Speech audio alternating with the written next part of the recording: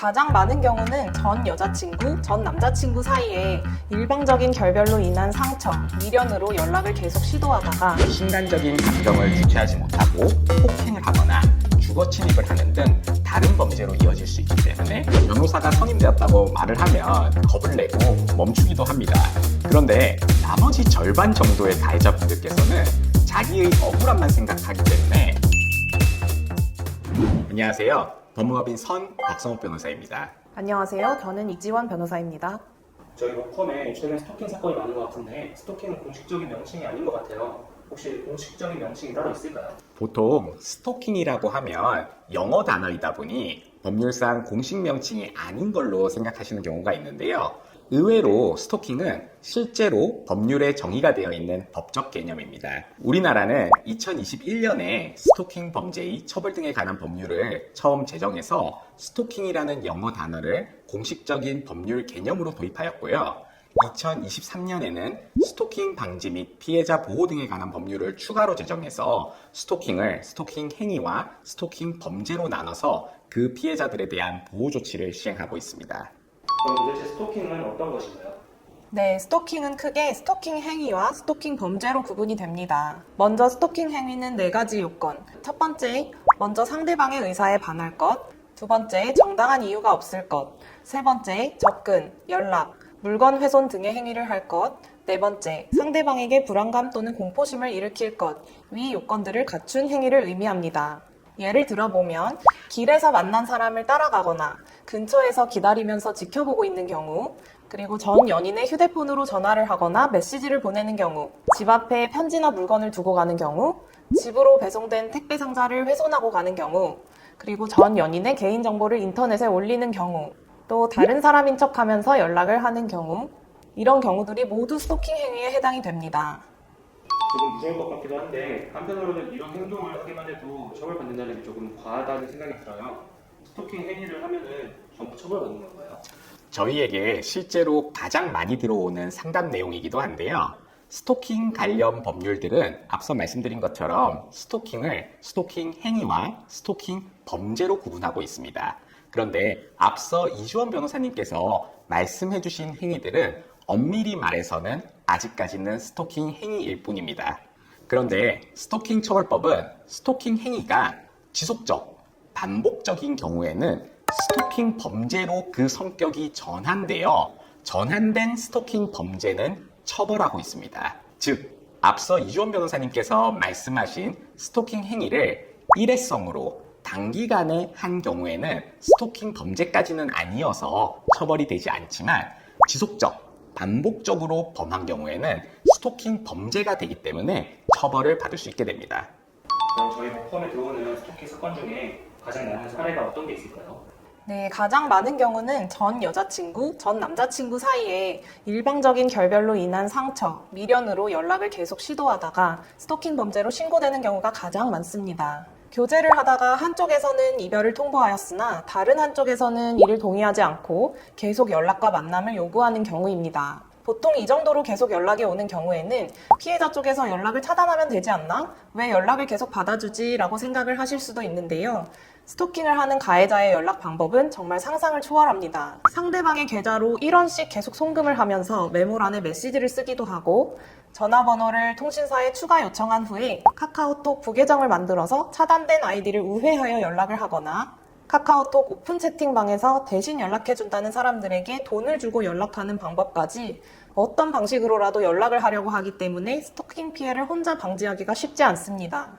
이렇게 전 연인들 간에 발생하는 스토킹 문제 외에도요, 일반인들 사이에서는 법적 갈등을 겪은 사이끼리 시시비비를 따지기 위해서 연락하다가 갑자기 감정적이게 되어 지속적, 반복적으로 열람과 만남을 시도해서 스토킹 범죄로 이어지는 경우들도 꽤 있습니다. 이 경우는 전 연인들 간의 관계에서 발생하는 스토킹 범죄와는 조금 다르게 직접 찾아가시는 경우들이 많습니다. 직접 찾아가서 시시비비를 직접 따지겠다는 것인데요. 그런데 이렇게 일방적으로 찾아가는 경우에는 순간적인 감정을 주체하지 못하고 폭행을 하거나 주거 침입을 하는 등 다른 범죄로 이어질 수 있기 때문에 조심하실 필요가 있습니다. 만약 저희 의뢰인이 스토킹 피해자인 경우에는 어떻게 대응해야 하나요? 대표적인 성공 사례가 있으실까요? 아무래도 스토킹 피해자가 되신 의뢰인분들은 가장 우려하시는 점이 가해자가 계속해서 스토킹을 하여 추가 피해를 입게 되는 것입니다. 따라서 저희가 스토킹 피해자를 대리할 때에는 저희 변호사가 직접 가해자에게 연락을 해서 변호사 선임 사실을 알리고 지금까지의 행동이 스토킹 범죄로 처벌될 수 있다는 점을 명확하게 고지합니다. 그리고 추가적인 스토킹 행위가 있을 때에는 더 중한 처벌을 받을 수 있다는 점을 고지해서 절대 추가 스토킹 행위가 없어야 한다는 점을 경고합니다. 이후에는 고소를 하지 않는 대신 원만히 해결을 하고 싶은 경우에는 합의를 하는데요. 특히 절대 스토킹을 재발하지 않을 것이라는 확약과 이를 위반할 경우 1억 원 이상의 상징적인 위약벌 약정에 동의해서 앞으로 추가 피해를 주지 않도록 하는 것에 초점을 맞춰 대응합니다. 저희는 정말 많은 스토킹 피해자를 대리해서 원만한 합의를 이끌어내고 절대 재범하지 않을 확약을 받아 추가 피해를 방지한 사례들이 굉장히 많습니다. 대표적으로 대학생 커플이었는데 결별 후 여자친구가 남자친구에게 지속적으로 연락을 시도하다가 차단을 당하니 에브리타임 같은 대학생 익명 게시판에 전 남자친구에 대한 명예훼손을 하기도 해서 저희가 내용 증명을 발송해서 스토킹 범죄와 명예훼손으로 고소를 경고해서 사과를 받고 재발 방지 약속까지 받은 경우가 지금 기억에 남습니다.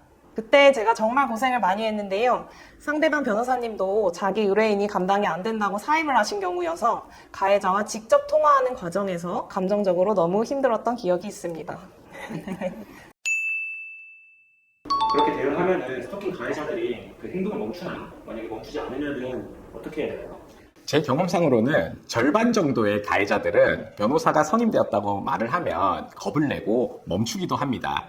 그런데 나머지 절반 정도의 가해자분들께서는 자기의 억울함만 생각하기 때문에 변호사의 경고에도 아랑곳하지 않고 계속 스토킹 행위를 지속하시려는 경우가 있습니다. 그러나 저희가 선임이 되었을 무렵부터는 이미 충분한 스토킹 증거가 쌓여 있는 상황이기 때문에 저희는 의뢰인에게 가해자의 연락을 완전히 차단하고 이후부터는 저희에게 맡길 것을 조언해 드립니다. 그리고 나서는 실제로 고소를 진행합니다. 대부분의 스토킹 가해자들은 스토킹 피해자분들께서 자신들의 기세에 눌려 실제 고소까지는 하지 않을 거라는 생각을 가지고 더 기고만장해지는 경우가 많기 때문에요. 실제로 고소를 하고 경찰이 연락을 하는 경우에 정신을 차리시는 경우가 많습니다. 저희가 수행한 또 다른 사례 중에서 전 여자친구가 전 남자친구에 대한 미련을 버리지 못하고 계속 연락을 시도하다가 연락이 되지 않으니 그 남자친구의 차량을 파손시킨 사건이 있었는데요. 그때에도 전 여자친구가 저희가 변호사로 선임이 되었고 추가적인 스토킹 행위가 있을 경우에는 엄벌될 수 있다는 경고를 받았음에도 불구하고 계속된 연락과 만남을 시도한 사건이 있었습니다. 당시 저희 의뢰인인 피해자는 가해자의 행동이 너무 과격하기 때문에 두려운 마음에 일을 더 크게 만들고 싶지 않아서 고소를 실제로 해야 되는지 주저하고 있었는데요.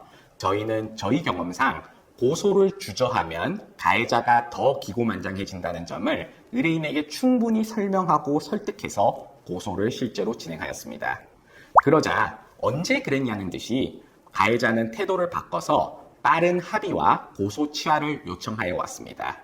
그래서 저희가 재발 방지 확약과 위약벌 약정까지 넣어서 저희 의뢰인을 보호할 수 있는 합의를 진행하였고 그 문제를 일단락 지을 수 있었습니다. 스토킹 고소를 하면 경찰에서 특별히 보호해주는 조치가 있나요? 스토킹 처벌법은 긴급 응급 조치와 잠정 처분이라는 제도를 두고 있습니다.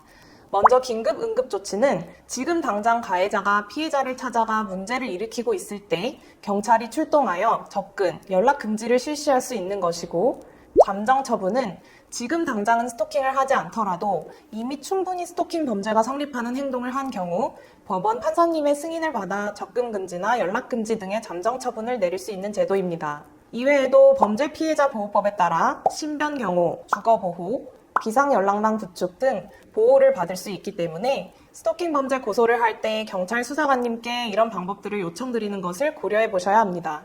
그럼 저희 의뢰인이 스토킹 가해자인 경우에는 어떻게 대응하셨나요? 개별 사건마다 대응하는 방식이 조금씩 달라집니다. 먼저 저희가 살펴봤을 때 그 스토킹 범죄가 부인될 수 있어서 무혐의가 나올 수 있는지를 먼저 살펴봐야 되는데요. 보통은 한 번의 연락 또는 만남 시도만으로도 상대방에서 스토킹 범죄로 고소하시는 경우들이 꽤 있습니다. 왜냐하면 그분도 일반인이시기 때문에 스토킹 범죄와 스토킹 행위를 구분하시기 어렵기 때문입니다. 이는 앞서 말씀드린 것처럼 지속적이고 반복적이지 않는 스토킹 행위에 불과해서 처벌을 받지 않기 때문에 저희는 저희 의뢰인을 위하여 경찰 조사 전에 이 행동들이 스토킹 행위에 불과하고 법원에서도 유사한 사례의 경우에는 스토킹 행위에 불과해서 처벌되지 않았다라는 충분한 사례들을 제출해서 수사관님께서 혐의 없음 결정을 하실 수 있도록 도와드립니다. 그러나 부인을 할 수 없는 사건들이 있는데요. 대표적으로 아까 말씀드린 계좌 이체를 이런 식 하면서 메모란에 메시지를 보낸 행동들이 수일 동안 반복되었다 하면 이건 거의 100% 스토킹 범죄가 성립하는 경우에 해당합니다. 그럼에도 부인하려고 하는 의뢰인이 있는 경우에는 의뢰인에게 이 행동은 거의 100% 스토킹 범죄가 성립할 수밖에 없다는 점, 최근 스토킹 범죄의 처벌 수위가 실제로 높아지고 있다는 점, 의뢰인이 초범이기 때문에 합의를 하면 기소유예를 받을 수 있음에도 불구하고 계속 부인할 경우에는 엄벌됨 위험이 있는 점을 잘 안내하고 설득하여 자백 후 선처를 받는 전략을 취하도록 조언합니다. 대표적으로 여자친구와의 교제 중에 지속적으로 연락하거나 만남을 요구해서 결별 통보를 받은 남자친구가 있었는데요. 그 남자친구는 결별 이후에는 여자친구에게 인스타그램으로 타인을 사칭해서 연락한 후 만남까지 시도한 사례가 있었습니다. 이 사건에 대해서 저희 의뢰인은 대부분의 혐의 사실들이 실제로는 교제 중에 있었던 일이기 때문에 스토킹 행위 자체가 아니고 실제로 문제된 타인을 사칭한 행동은 결별 통보 직후 단 한 차례에 불과하여 일어난 행동이기 때문에 지속성, 반복성이 없어서 스토킹 범죄가 성립하지 않는다는 점을 주장해서 무혐의를 받아달라고 요구했습니다. 그렇지만 저희는 저희 의뢰인에게 교제 중이라는 이유만으로 스토킹 행위 자체가 부인되지 않는 점과 결별 전후에 연락과 만남 시도가 전체적으로 지속성과 반복성을 인정할 수 있기 때문에 스토킹 범죄가 성립할 수밖에 없는 점을 잘 설명하고 잘 설득하여 자백 후 합의, 선처를 받는 전략을 택하였고 결국에는 기소유예라는 좋은 결과를 만들어냈던 사건들이 있었습니다. 물론 이 사건에서도 합의와 양형자료 준비에는 저희가 공을 많이 들였었는데요. 그 내용은 저희가 이미 준비했던 영상들을 참고해 주시기 바랍니다. 마지막으로 스토킹으로 현재 문제되고 있는 분들한테 한마디 부탁드리겠습니다. 네, 사람은 매우 나약한 존재입니다. 그래서 갑자기 믿던 사람이 결별을 통보하거나 적대적으로 나오면 상처받은 마음에 연락이나 만남을 무리하게 시도하게 되고 어느새 그 행동들이 스토킹으로 문제가 됩니다. 그런 스토킹을 스스로 인지하지 못했기 때문에 심각성도 잘 모르고 스스로 멈출 수도 없는 경우가 많습니다. 지금 스토킹으로 피해를 입으시거나 반대로 고소를 당할 위험에 있는 경우 반드시 스토킹 사건 처리 경험이 많은 변호사님들의 상담을 받으시기 바랍니다. 혼자 해결하려고 하다가 더 큰 일이 생길 수 있기 때문에 유사한 사건을 잘 대응한 경험이 있는 변호사님의 조언을 받아서 사건도 해결하고 마음의 상처도 하루빨리 치유받으시기 바랍니다. 오늘 저희의 이 영상이 여러분들의 답답함을 해결하는데 조금은 도움이 되었기를 바라겠습니다.